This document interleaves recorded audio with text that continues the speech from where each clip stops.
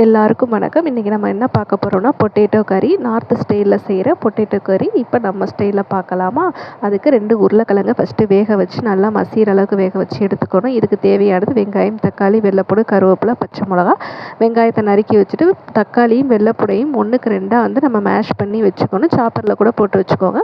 கடாய் வச்சுட்டு அடுப்பை கிளாஸ் பண்ணி கடாய் வச்சுட்டு அதில் கொஞ்சோண்டு ஆயில் ஊற்றிக்கிங்க. உங்களுக்கு தேவையான அளவுக்கு ஆயில் ஊற்றிட்டு நம்ம வந்து பிரியாணி ஸ்பைசஸ் போட்டு தாளிக்கணும்.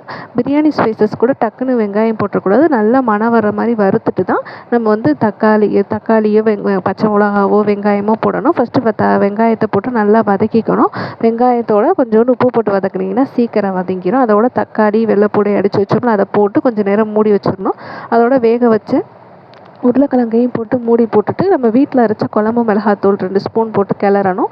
நல்லா கிளறிக்கிட்டே இருக்கணும், இல்லைனா அடி பிடிச்சிடும். இதுக்கு தேவையான உப்பு போட்டுட்டு நம்ம நார்த் ஸ்டைலில் முக்கியமான செய்கிறதே இந்த பொட்டுக்கடலை தண்ணி தான். கடலை மாவு கூட யூஸ் பண்ணிக்கிங்க. நான் பொட்டுக்கடலை யூஸ் பண்ணியிருக்கேன்.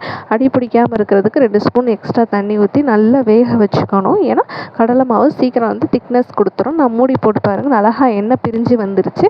இந்த ஸ்டைலில் நல்லா அடி பிடிச்சது இல்லாமல் கிளறி விட்றணும். நல்லா கீழேருந்து நல்லா கிளறி விட்டு மேலே கஸ்தூரி மேத்தியோ மல்லி இலையோ போட்டு தூவி இறக்கிட்டிங்கன்னா நம்மளோட ஸ்டைல் சரி. தேங்க்ஸ் ஃபார் வாட்சிங்.